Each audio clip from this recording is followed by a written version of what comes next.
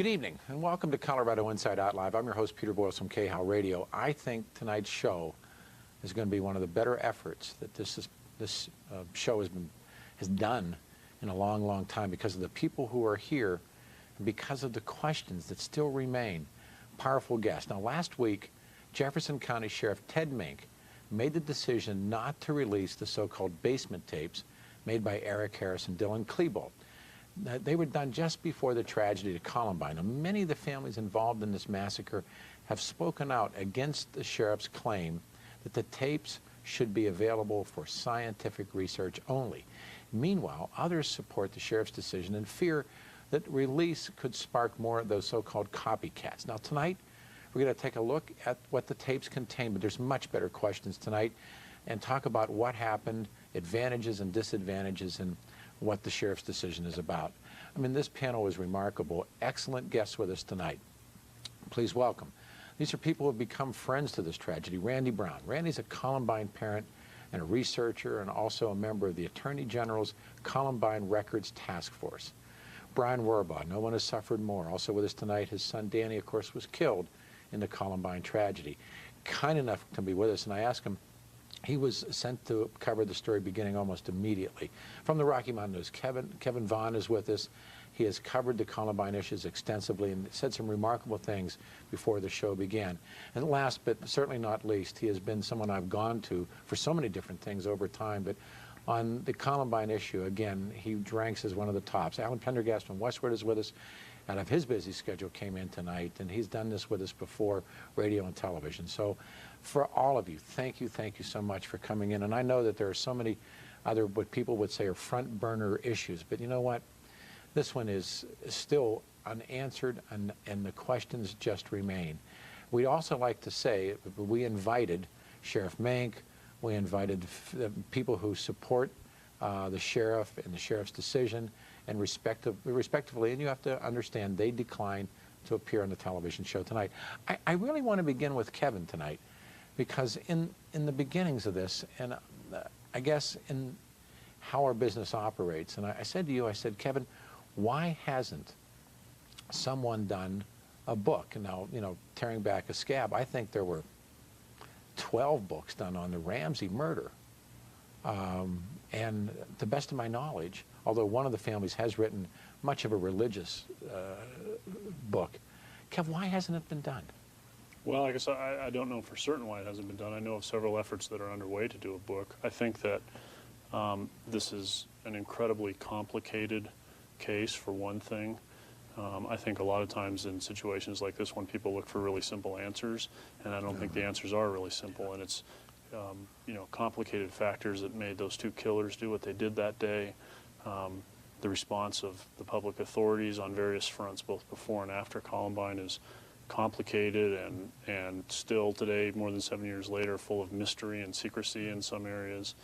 I think it's a pretty difficult nut to crack. I have no doubt that it will be done sooner rather than later, but you're right, it has not been done to date. Alan, you and I have discussed this privately and publicly. Why wasn't there like a commission study that turns into a lengthy nonfiction?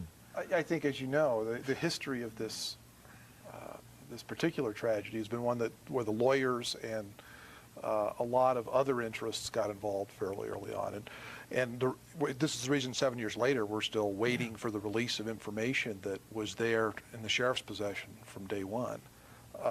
And it's kind of ironic, because I think as that information trickles out, it has a kind of attenuated effect. I mean, we lose interest, we go on to other things, and then we find out the story that we thought was Columbine is a very different story, and as Kevin said, a more complicated story than we ever realized. You know, in the wake of it, when it was portrayed as these two upper middle class kids went crazy one day and went in and killed people, how much water does that theory hold?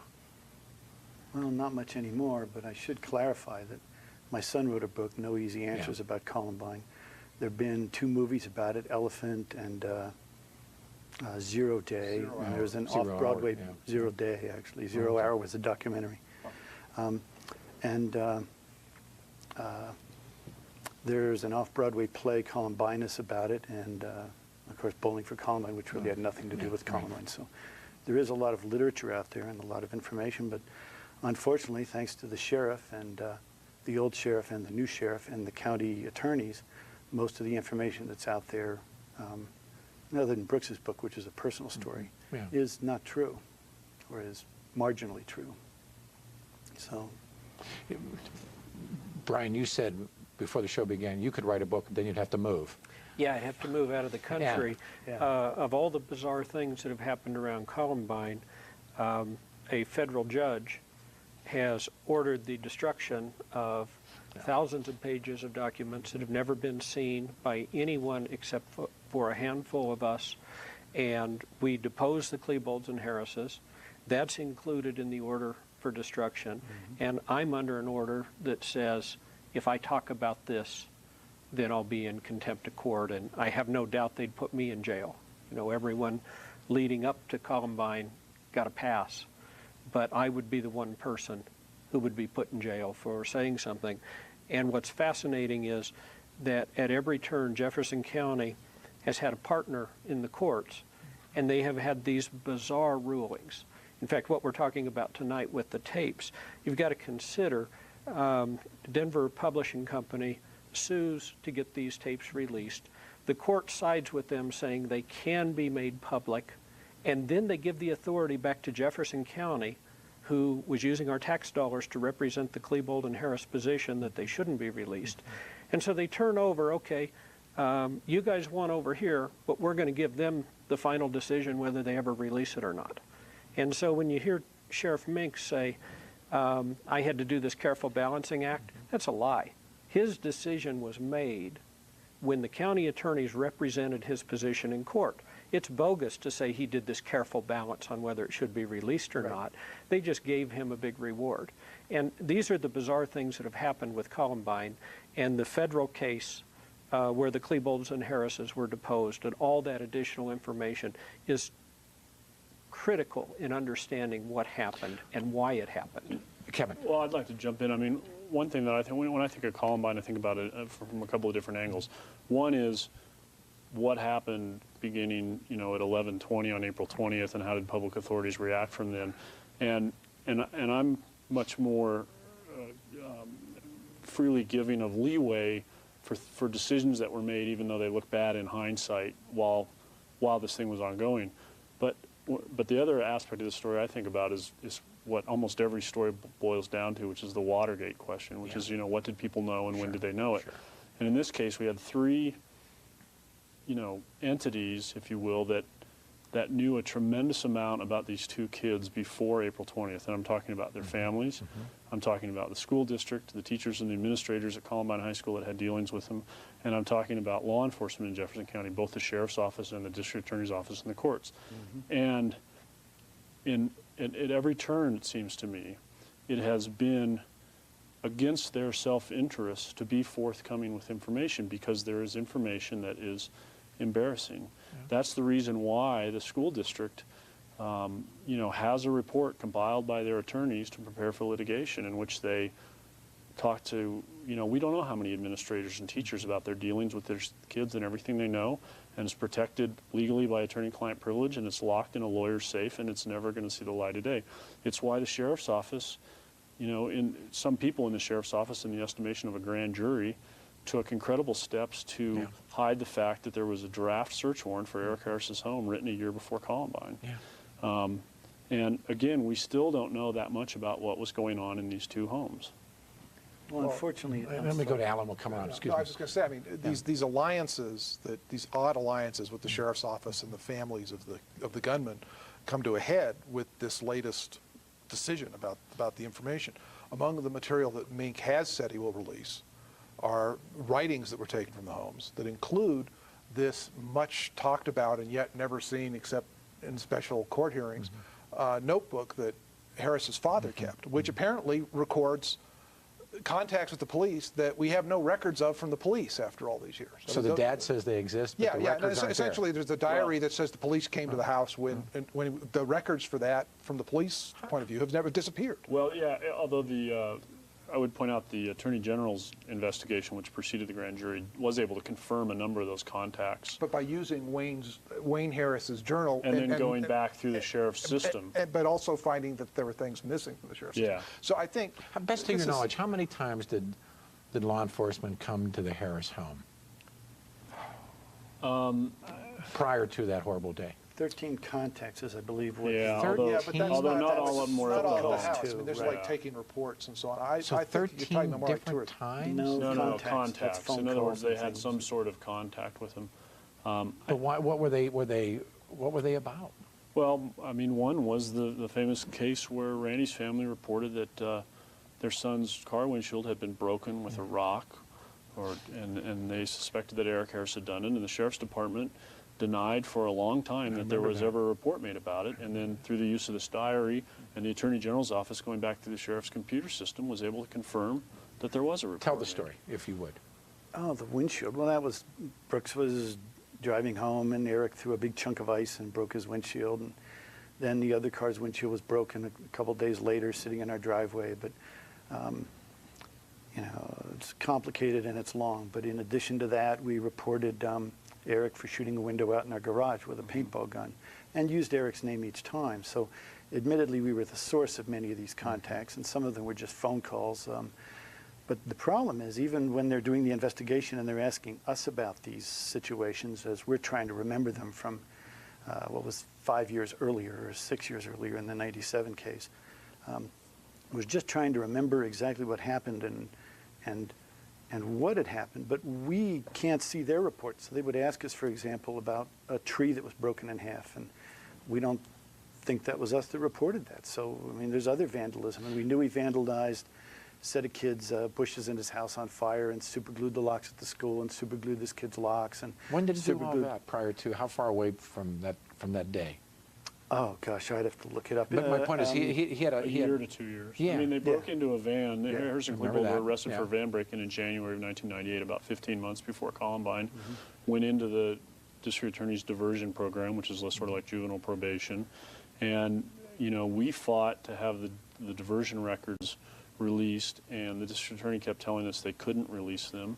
And then, you know, we broke the story of what was in Eric Harris's record, and suddenly the district attorney went to the court, asked for him to be released, and they got an order. Kevin, I'm you know, sorry. Alan in 60 Minutes went to court and forced into the public this draft search warrant. And it's been, you know, it's just been one fight after another to get information released that they had. They had a warrant, and then they never executed it. Well, no, that's speculation. All right. They say they never executed it, Okay. but my theory and my problem is 20 high-ranking officials at Jefferson County met and had a secret meeting, risking all of their careers, And that was risking exposure. how soon after the murders? There was that Day meeting? after the Yeah. murders. 2 or 3 days April after. 21st, Yeah. April 22nd. That's where Dave Thomas was at the meeting? Yeah, The and, DA? and so they risked their careers to have this secret meeting to cover something up, and everyone just assumes that Judge DeVita didn't see and didn't sign this search warrant. And my comment and my question is, why would these 20 people risk their careers over a search warrant that they have no liability for? If they didn't execute it, if the judge didn't sign it, there's no liability. You can't sue the sheriff's department. Even if they never even went into Columbine, you can't sue them. They are protected. They have immunity. Right. See, So why did they spend 5.5 years keeping this secret? Why did they fight it this hard? I believe that the search warrant was executed and they've committed a felony. They found something and then did nothing. Yes, that the judge signed it, and that's the reason that they had this secret meeting, because if it's signed and they don't execute it, that's a felony. And then Jefferson County is responsible for everything that happened. Kevin, and then back to Brian. Well, I was just going to say, Randy and I know each other really well, and I'm going to disagree with him on this one. I don't think it was signed, and I think the reason they wanted to keep it secret was because they dropped the investigation. And that's a huge black eye. And all the stuff we've talked about doesn't really have to do with the tapes, except it does, and here's why. We can only speculate if they had gone into the Harris home 9, 10, 11, 12 months before Columbine, what they would have seen in his bedroom. We know what was in his bedroom when these tapes were made. We see Eric walk over to a sort of a plastic box on the floor of his bedroom. Can you and, see like, deaf lift up- cord, and can you see things in his Oh, he tapes? opens the drawer of his desk, and there are all kinds of clocks and timers and stuff. He lifts up like a notebook on a plastic box, and it's full of pipe bombs. He shows in the window wells where stuff is hidden. we can only speculate. If that search warrant had been executed, we do- would they have seen this stuff? And One- if they would have taken some steps that would have prevented Columbine from happening? But Alan, you pointed out on a radio show that Dad never even goes in the room. Well, yeah, I mean, one thing we do know that was on Eric's computer months and months before, when that search warrant was being drafted and Right. not actually carried on with, there was the whole plan to attack Columbine a year before. I mean, the writings that are going to be released, unless the Harris and Klebold family intervene, and I think they have another week to do that, are the Eric Harris writings that both the Rocky has published and Westward has published before, which talk about the attack on Columbine. And they were written up to a year before the actual attack. I mean, he and Dylan were already planning this thing. So, and you know, they would have found that stuff searching his room, and they would have known that this attack was going. So there are tons of what ifs with this. Another question. I want to get Brian's comment on everything everyone else has said, and then this of the tape left that morning, and I want you to get your comments on that. Overall, what you've just listened to the other guests say. Well, this is the information that we've been able to put together, and all of this started with my attorney and I going to court on open records. And we got the very first things released. Now, Jeffco would have people believe that they've been releasing information this whole time, but it's actually taken court action for every release. The information that's being discussed is reasonably accurate. And this is where I'm really tied up, because I know the rest of the story, all the questions you want to ask, and I'm under a court order not to talk about it. You know, I can give some opinions. For example, What, for instance, do you know that you can't talk about without? And I don't mean that to give an answer, but what questions what questions you have answers to that you won't give? well, things like what was the interaction between the police department Okay. and these two families? Okay. What did the parents see in their homes? What did they do? What was their behavior? What is their demeanor? And I'll give you my opinion. A lot of people have speculated these parents are good people and just didn't No. see anything. And my opinion is that if you raised your children the way they raised theirs, that it would be a likely outcome to have them turn out to be murderers. Now, that's my opinion. But there's so many things that need to be released, and here's the reason. It doesn't honor me, it doesn't honor my son, but it might protect someone else. That's right. It might prevent another school shooting. It might let the parent who's just kind of on autopilot take a good look at their kids and see if there aren't not 1 or 2 warning signs, but maybe 100 or 200 warning signs like there were with Klebold and Harris. And that's really the big issue here. The final morning tape that we're led to believe Eric Harris makes a tape that morning and then Yes. leaves it on the counter at his folks' home. Am I even allowed to ask if you've heard that? Well, we You mean the Nixon tape? where he You're says talking what about he the did? Audio videotape. tape or the No. videotape? Well, isn't there a tape left? You're talking about the Yeah. audio tape. Yeah, the audio tape. Yeah, that's one of the called the things that he's Nixon not tape. releasing that Right. nobody has seen. That's I my mean, question. Does he? My understanding, and I'm Well, there's way a video. over. There's also a videotape he made literally as they were leaving for the Right. school. I think can he says comment goodbye on to his the parents. videotape. Yeah, You've I've seen that. I've Oh, seen you've that. seen that. But my understanding, there was an audio tape. The tape left on the counter. No, I'm no Yeah, expert it's called here. the Nixon tape. Is that what they call it? Nixon was written on it, yes. Have you heard it? And when the policeman reviews that, no, I don't think anyone's heard that. No one's heard it. You haven't, that's amazing. And that's an important point, because in addition to these videotapes, the basement tapes that he says he's not releasing, he's also not releasing, there are at least 2 audio tapes that were seized from the homes that we have no transcripts for, we don't know what's on them. And they were not, the media saw the videotapes at one point. Kevin, you didn't see saw them, but yeah. Kevin, you guys have seen them. Yeah. What are they like? Very disturbing. How long frankly. are they? How many? Is it? It's several hours worth. Yeah. I mean, it's been 6.5 years since I saw him, and I'm going mostly by memory, but it's several hours worth, and it's everything from, you know, a tour of the bedroom and showing where weapons are and pipe bombs are and where all the clocks are they were making timers out of, to them sitting in recliners and you know, drinking Jack Daniels out of a bottle and eating Slim Jims and telling each other to be quiet because their parents are sleeping upstairs. And it's, you know, it's that final tape that Eric makes, and I think he leaves a message for his parents on it. And What does he say to his parents? you know, I'm trying to remember his exact words, but it's something to the effect of, you know, this isn't your fault, I believe. And and then they're gone. And you know, and there are other tapes that have been released, which I find disturbing. The tapes at the shooting range when they're those, yeah. shooting In the mountains when they're... yeah, they're shooting a bowling pin with a sawed-off shotgun and talking about, you know, imagine if that was someone's head. Yeah, I saw that tape. But there were other people with them that day. They're not there alone. Right. Who else is with them? Isn't there a young woman in the tape? There's a young woman. One of the people that supplied him with some of the guns is there. Yeah. Yeah. Maines, the guy's name was Maines? Yeah.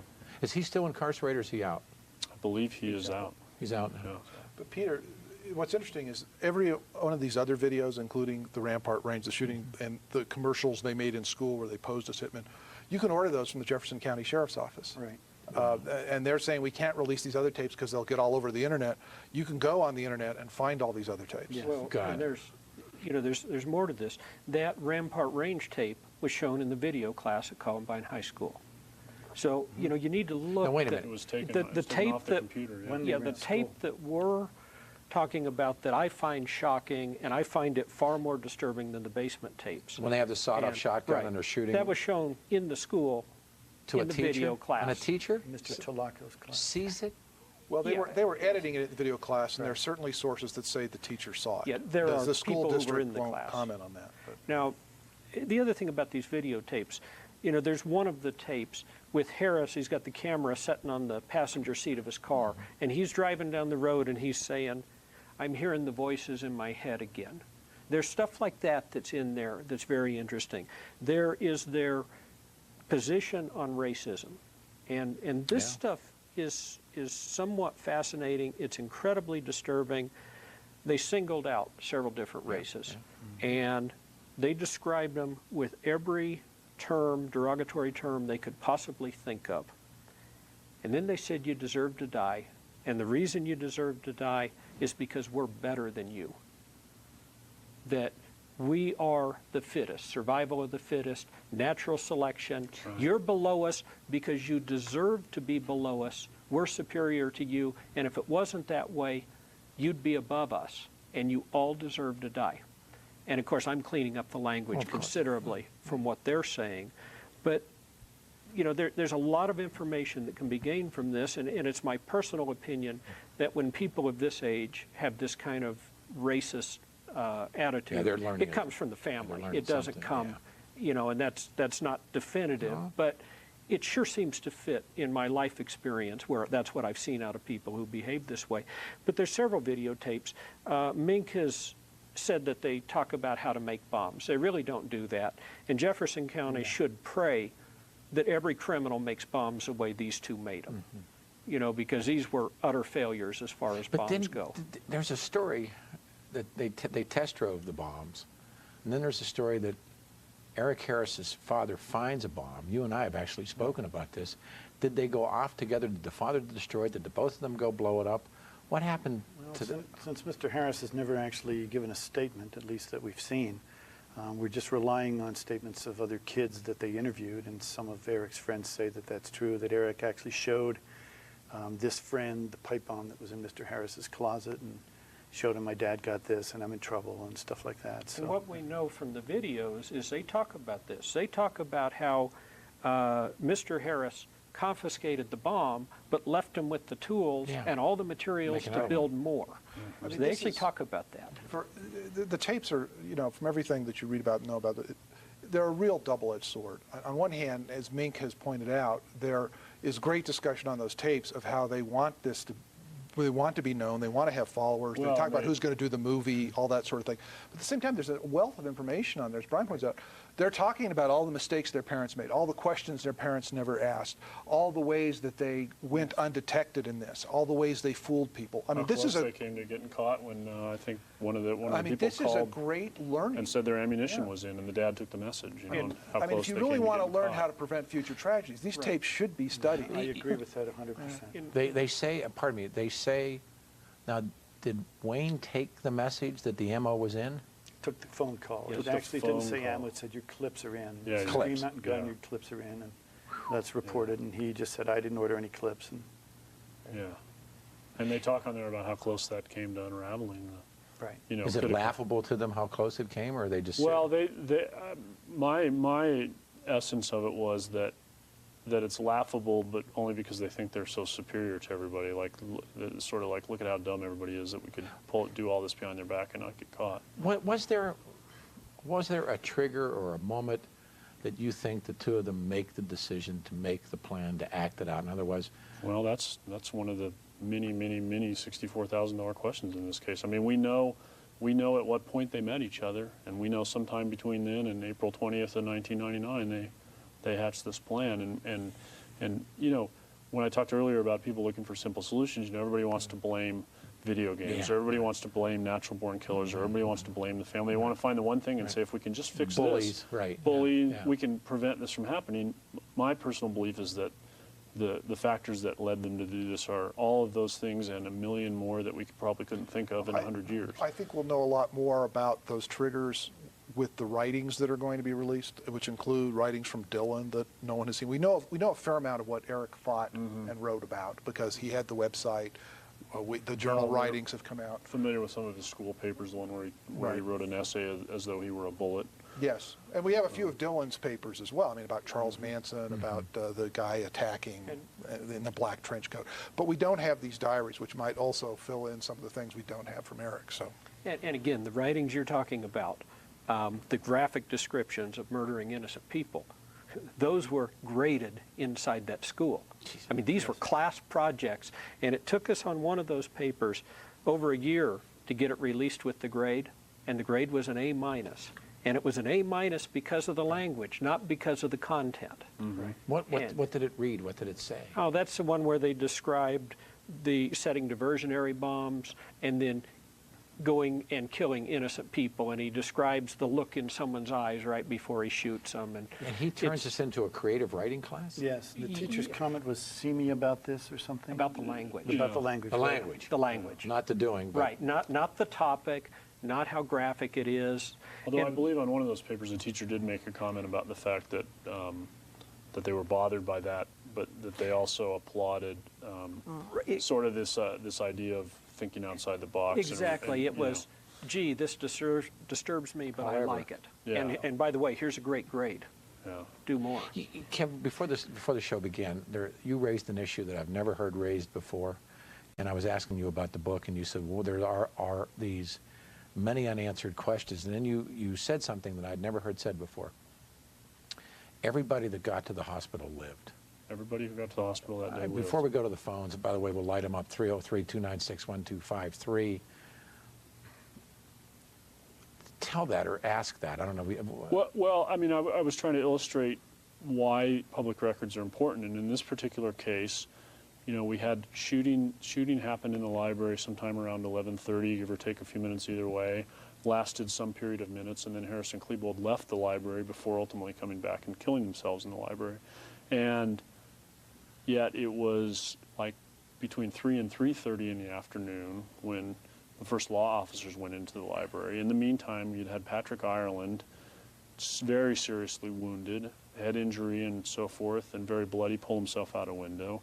And you also had those first officers that went into the library found a girl who was still alive. And a question I've always had is, how many of those other kids, or were any of them savable if they had gotten to them sooner? And I think about that in this case, you know, we fought for the release of the autopsy reports early on, and we were opposed by the county and by some of the families of the victims. And I understand their main concern was that the graphic, gory details of how their children died were going to be splashed across the front of our newspaper or across, you know, Inside Edition or whatever. But for us, I mean, our interest in that was trying to evaluate forensically, could a better rescue have saved some of these kids? And I would submit to you now that more than 7 years after Columbine, I don't know the answer to that. Well, sir, the science teacher died. No one got to Dave Saunders. I vividly remember one of the people that I interviewed on April 20th was another teacher who was in that room with Dave Sanders that entire time, and he was telling me about his injuries. And I said, where was he shot? And he went like this, and he was shot in both shoulders, and the bullets exited, you know, out of his mouth and from behind. And I said, did he live? And he said, oh, I think he's going to be fine. I mean, at the time he left the room, rescued out of the room hours after the shooting, Dave Sanders was still conscious. And yet, by the time paramedics got there, he was dead. And you have to wonder, had he gotten to a hospital? I mean, we'll never know, just like we'll never know what would have happened if that search warrant had been executed in 1998. Alan. Yeah, well, no, I agree. They had everybody evacuate. They were not allowed to take him out of that room. It was another 45 minutes before the medics got there. Why didn't they do it? There were tons of procedural problems that I mean, that's a whole nother. I mean, you talk about the kids in the library. Why was the library the very last place the police got to when they knew they had good intelligence from kids who fled the library about where the wounded people were? Kevin, who's the young man that comes out? He's the Eagle Scout, knows firearms. Evan Todd. And what did he say? He described the two shooters to sheriff's deputies. He told them that they had that they each had a shotgun, I believe, and that one of them had a high caliber pistol. One of them had a rifle. He told them they had left the library and that there were kids in there that needed help. And that was sometime around, probably before noon, as best as I can piece it around, and yet it was after 3 o'clock when the first SWAT team got to the library. This is why it is so important that these tapes come out and that everything else that Jefferson County has and their keeping secret comes out so that we can learn. These are two great investigative reporters, and you've been involved in this from the beginning. These guys are good. And Brian has read thousands of pages, and so have I, and so have my wife, and so has my wife, and we don't know these answers. We don't know the truth about Columbine yet. And now that Jefferson County has lied to us for 7 years, and they have no credibility, they have no level of trust, the only way you will ever be able to trust anything they ever release is if they release everything to the people interested in looking at it so that we can find out the truth. And it will be embarrassing to them. And you know what? That's tough. Children died here. How many people, particularly people in positions of power or authority, are left on the job? Very few, are there not? Oh, there's still Well, Frank DeAngelis is still the principal, County right? attorney, who was the county attorney when this happened, is back as the county Yeah, attorney. Frank But Huffman. The sheriff is gone, the undersheriff is DA's gone, the DA is gone. DA's but gone.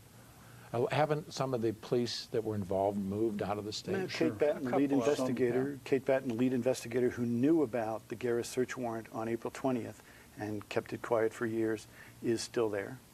One of the assistant county attorneys who led the battle against the release of records is now a judge. Yes, Lily Offler fought her, and we would file open records requests with her.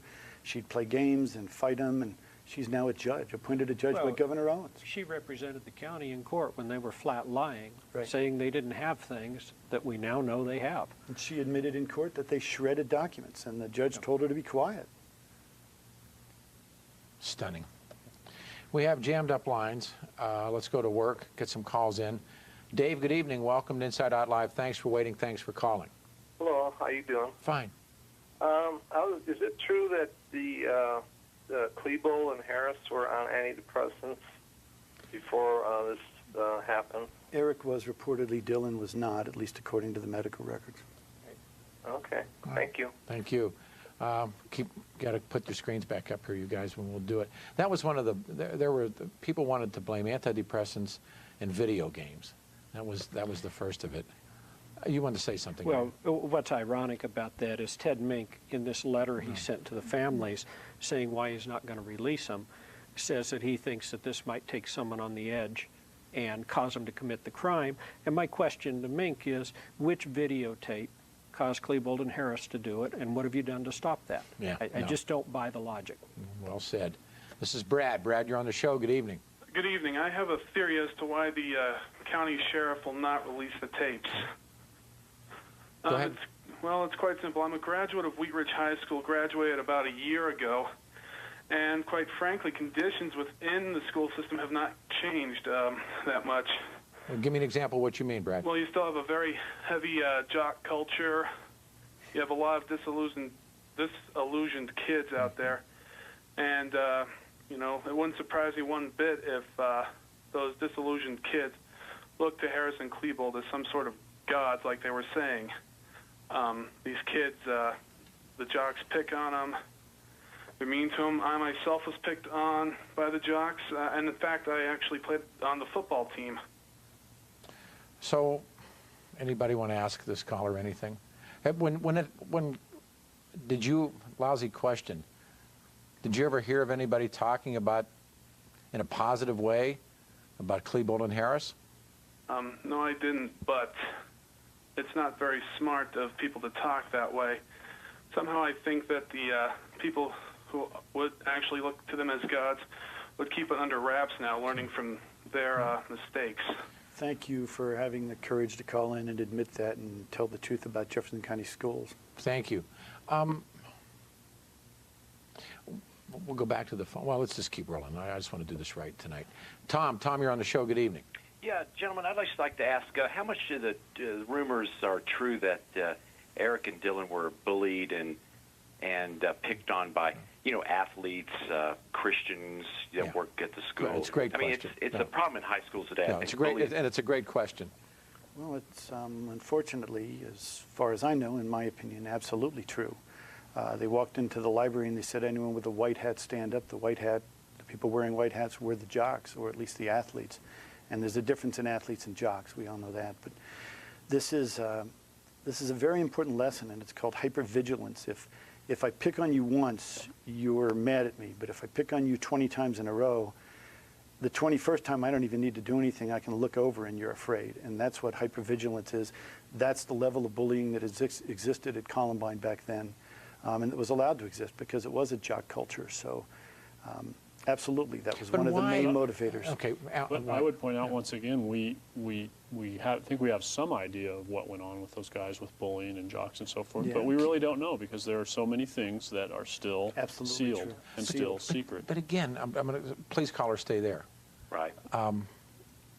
I understand, and I shouldn't be talking with you four sitting at this table, but the one place they don't go is the gym and the weight room. Well, now that sounds great, except the bombs were set 2 tables from the jocks table. The idea is to take out the cafeteria with the jocks in it. At lunchtime, that's where all the kids are, that's where all the jocks are. That's their original plan. If the 2 bag bombs had gone off in the cafeteria, the death toll would have been 200 or 300 or 400. Well, but I think it's also kind of indiscriminate at that point. Yeah. They had done their own share of bullying by then. I mean, however you want to see what happened to them in their junior year and all that, by their senior year, they were in a rather different place. Many of their biggest enemies from the jock culture had graduated. And I think they were really looking to kill everybody. Yeah, that's the plan. That's what I think, too. I don't think that the bullying really holds up when you look at all the other evidence as being a substantial reason for why this happened. It was something to talk about. They, in their basement videos, talk about their calling, their right to murder people, their superior intellect. And where's their that come from? Where do you think that comes from? I'm not sure where it comes from, and that's part of why these questions are being asked and why these tapes should be released, because the people that are holding them are also telling you, trust us, we're going to study them. They've already. Obviously, they've never done anything decent with any of this stuff. And we still have school shootings, and we still have children dying. And as a parent, I think enough is enough. I wish that my son would have been the last of the children to die in school shootings. But it hasn't been that way. Caller, you want to put an addendum on anything? Yeah, I was just wondering if anyone has seen Michael Moore's movie Bowling for Columbine. Yeah. In particular, one point he made in there was that the local Kmart in, I think, Littleton sold the 9mm ammunition that... they used my voice from the radio show in that film. I thought that film didn't impress me. I just think that the proliferation of, easy ammo, gun show guns... But they broke the law. I mean, the interesting thing is, But Peter, they went to a gun show, no background checks. No. They had an adult buy the guns for them. But you're not required to have a background check for a long gun. You can take your children to gun shows. But the bottom line is the proliferation of guns and easy ammo in America is it's out of control. And you look at the gun deaths in the United States, we have 78,000 gun deaths in this country. And Canada, which is the same amount of guns, has about 100. The biggest weapon they tried to use to kill people were bombs, not guns. Yeah, listen, I appreciate. Yeah, go ahead. Yeah, if the bombs would have gone off, no one would have been talking about guns. Yeah, no. And let's talk about the young woman who got the guns. Robin Anderson. Where is she now? She was never charged with anything. It wasn't a crime, unless you say that she was a ghost buyer. I think being a ghost buyer was a crime. An accessory to murder. They never charged her. Crime. They went to the gun show first, Kevin, and they went to the first. Alan, they went first, saw what they wanted, and then took her back. Yeah, I think this was a good 4 or 5 months before Columbine. It was in December of '98, I think. And there's an entry in Eric's journal about it. We've got the guns. And it's very excited. Of course, then they also made some illegal, the MAC-10 came, illegally. Where'd they get that? That was, there were 2 people who were actually charged with that through the people they knew at work at the pizza place. I mean, it's, a background check is not required to buy a long gun. Yeah, and you have to be 18, and she was 18, right? Had they cherry-picked or shopped the guns and then taken her back to buy the guns? It doesn't matter, but I mean, I don't know the answer to that. It seems like what they did. We deposed her, and one of the interesting things in that deposition is she described how she kind of diverted the Klebold parents while he carried the gun past them on a warm day, wearing his trench coat, holding it closed like this with the gun inside. Yes, on a warm day. And she's talking to him kind of as a diversion. Another thing that's on the tapes, if I recall, is him boasting about smuggling the guns in and out under his parents' noses and making them think it was a BB gun and that sort of thing. Yeah, I'm just taking a BB gun to school. That was Eric. And one of the more frightening moments that you talked about is when the cops come to the house and Mrs. Harris says, I don't even go in there, don't go in the room, or tell that story. Well, I mean, they did execute search warrants that day on both homes using the same information that the Browns had given them a year before. And when they get to the Harris house, there's a smell of gasoline in the garage. They're telling the family they have to leave the house. And they want to go downstairs and search Eric's room. And according to the police report, Mrs. Harris says, I don't want you down there. And as it's very apparent from the tapes, the parents were very rarely in that room. Yeah, or they know something's up. Well, how soon before, is there a phone call from Wayne Harris to the schools? Wayne calls the school relatively early on and says he thinks his son might be involved. He's a member of the Trenchcoat Mafia, which was a fascinating comment.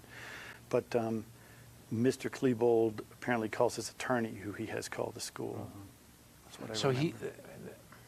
Here we are, lawyers first, right? Well, but you got to put it in perspective. There's 2,000 kids at that school. If someone would have called me up and said, hey, your kid's involved, I'd have said, you're out of your mind, and I'd have headed to the school. Yep. But these two, they knew. They knew this was well within the scope of what their kids would do. Sure. No, I mean, I agree. And never an apology. I mean, my God, how you'd feel. God. All right, this is Ed. Ed, thanks for waiting. Good evening. You're on the show. Yeah, I was just kind of curious about the Safeway thing we just had last weekend, and it seemed like the response was a little different once they got the call that there was an officer down, and I just wonder if maybe their response might have been different if... But mind you, it wasn't the officer wasn't randomly shot. They were in there trying to do the job when he got shot. Right, totally I'm different. just saying... There's nothing to say. Well, actually... Had it been a different response at Columbine if there had been an officer... that's a different point. If there had been an officer down in the building, would they have responded differently? Well, they have shifted, according to the police, their first responder methods. Now they're trained to go into the school. That's gone all across the country. So their responses there are supposed to be good. But in their defense, I would point out that there was a report of a gunman on the roof. There was a report of grenades and bombs going off on the roof. There were a report of multiple gunmen in different parts of the school. And I can only imagine how... Please, Kevin, I'm sorry. Yeah, let me answer this. No, those reports were made. It was mass chaos. I don't have any doubt about that. I've read the reports by the officers. Thank you, caller. I've listened to the radio calls. You're right. But with all of that going on, they knew the children in the school were not armed, had no protection whatsoever, and in fact, at least 7 officers heard kids being murdered inside that library. Right. So it doesn't work to say, gee, you might get shot here. I'm sorry, that's what the job is. No, the point I was trying to make is that they were confronted with a lot of unknowns that day. No question. But the real point, the last caller, and I want to get back to that, is he's saying that the Denver police went into the Safeway and did their job, and I agree, and I hope that all policemen now will do that. But there are 2 ways you prevent school shootings. You stop the kid when he's in the school while he's shooting kids, or you stop him before he gets to the school. Agree. And the information that can be learned from these tapes that the sheriff is hiding, and that's to me just a total act of cowardice. He sold his soul to the corruption that is Jefferson County. The information that he is hiding can prevent school shootings all across this country. Back to the phones. This is George. George, you're on the show. Good evening. Good evening. Brian Rohrbaugh was on a cable show with Jane Hammond. I going to guess it was about 2 months after the shooting, 3 months, and he asked her, she was the superintendent, she's not there anymore, but he asked her, are there any values, intrinsic values that is taught to everybody, to everyone in the Jefferson County schools? She had no answer. Her face turned red, and about 10 seconds later she said, well, we teach respect. And that's not an answer. That's extrinsic. You respect people that are respect-worthy. My question is Brian made the decision not to follow up with her and probe it more. I don't know if he didn't want to embarrass her or what. No, but I'm happy to embarrass her. I've done it many times. What I ask her is, do you teach absolute right and wrong? And she didn't want to answer me. And when I pushed it, then one of the students said, you know, your religion, you believe there's absolutes, but they're different for other people, so it's not that we can say that there's absolute right or wrong. And I asked him, you give me a circumstance when it would be okay for a man to rape your sister, and he said that would be absolutely wrong.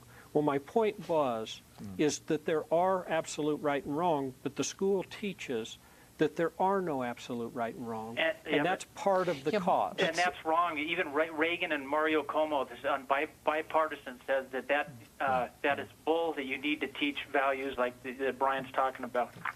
Thank you. Again, you know, there were these fine young kids like your boy there. And then there are these, I mean, were they the product of the school system, or the product of what was going on? It's complex, and it's probably not just one thing, and that's the idea with getting these tapes out, is because you're not going to point your finger to one thing and say this is what did it. And I have to tell you, if you think Dylan is a monster, that's not true at all early on. We knew Dylan. We loved Dylan. He was at our house a lot. He was a great little kid. Something turned this nice, gentle little boy into this murderous person, and what that is what we want to know, and that's how you stop this from happening again. We have 10 minutes left in the show. Our lines are jammed. If there was a question that you could have answered about this entire tragedy, the lead up that day and the aftermath, Alan, what would the question be? Oh, I think the biggest question at this point is what was going on in those homes. Yeah. You know, the relationship that these two had with each other, with their parents, what was seen, what people didn't want to see, and, you know, to the extent that they were able to fool the world, and to what extent the families had this sense of dread that this was going to happen. Maybe not this particular thing, but that something awful was going to happen. Mm-hmm. They certainly seemed, the day it happened, to recognize that their children were involved fairly early on. Kevin, what would be... Well, Alan's question is certainly a great one. I mean, the question that I always have, and it's maddening because you can't begin to come to an answer, is what would have happened if law enforcement had acted differently in 1998? Mm-hmm. I mean, if they had gone to that house, what would have happened? Would they have gone into that room? Would they have been in jail? Would their parents have taken some steps to separate them, to get them some kind of treatment that they weren't getting? What would have happened? Would Columbine have still happened? I mean, you know, it's maddening because we don't know. Yeah, how many different things in Eric Harris's room were illegal? Well, serious question. I mean, because had they executed the warrant, he had. Say that again, because I might have overstepped. He had a box of pipe bombs. He had ammunition, which may or may not have been illegal in and of itself. He had. At least on April 20th, I believe there was a shotgun. The sawed-off portion of the shotgun was laying on the top of his dresser, and it's illegal to saw off a shotgun below a prescribed length. Dozens of crickets, the smaller bombs. Yeah, crickets. I mean, you know. And Jack Daniels for didn't they have harnesses that they were wearing to? Yeah, they had kind of rigged up vests that they had stuff attached to. Yeah. What question is in your mind? You know, there's so many of them, but from today, you know, I'd like the sheriff's department to tell the world, why did you partner with two families who raised the murderers and attack the victims' families and the horrible way they treated people. And even to this day, even when Mink sends out this press release, he makes a deal to where he'll only interview independent reporters. He won't let everyone gather in a room. He won't hold a press conference. But he had the victims' advocates call the families and tell them, he's made a decision, you can go to our website and find out what it is. I mean, even Sheriff Stone would have sat down and met with the families and said why he did something. He even did that after the Time magazine fiasco. And I'd like to know, why did you partner with two murderers' families and use our tax dollars and really dishonor the most innocent of victims? Yeah. And I don't mean the families, I mean the kids. Yeah. Wow. Randy. I couldn't narrow it down to one thing. I want to know everything that happened. I want to know why they lied, why they didn't follow up on our report, what happened to our report, why it was closed out. I want to know all these things, and I'm afraid that with Frank Huffless in charge as the attorney in Jefferson County and the county commissioners we have, that we will never know the truth about Columbine. And that's worse because that gives Eric and Dylan a mystique. Mm-hmm. They become myths now, and the truth is not known. That gives them more power than telling the truth. If these papers, these documents are burned, what goes up the chimney? Ways to stop this in the future. Yeah. Innocent lives goes up that chimney. Why would a judge order these destroyed? They don't care. They're protecting Jefferson County over the children that were murdered.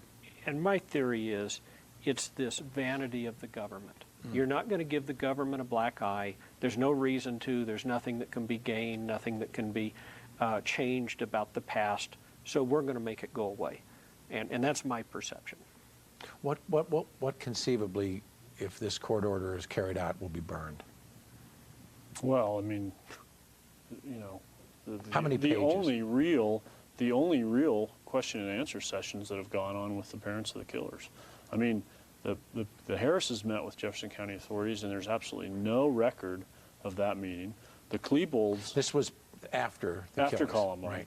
The Klebold's met with them, and there is a report that's, I want to say it's 12 or 15 pages long, and it's fairly extensive, but there are no notes. There is no audio tape, or at least there's none that's been released. What we've been told is that report was written, you know, extemporaneously by one of the investigators that was in the room with no notes, no tape, no nothing. And so, I mean, we've got depositions of the parents of the killers in which they were forced under oath to answer questions. And why would a judge want those things destroyed? If nothing else, historical record. Well, I mean, I think they'll tell you that because the lawsuit was dismissed and the people that deposed them didn't prevail, that's the reason they should be destroyed. My God. What goes up? Well, I mean, it's interesting. I think all along there has been a concern about privacy interests that somehow has never been weighed against the public interest in prevention and in knowing exactly what happened. I mean, the interactions, too, I think, between these families and law enforcement, we're never going to be able to put that together without this. It isn't just, you know, what the families observed, which is important enough, and certainly they've never spoken publicly about it, but it's also to the extent that they were aware, contacts between them and the school, contacts between them and law enforcement. That whole trail is there somewhere.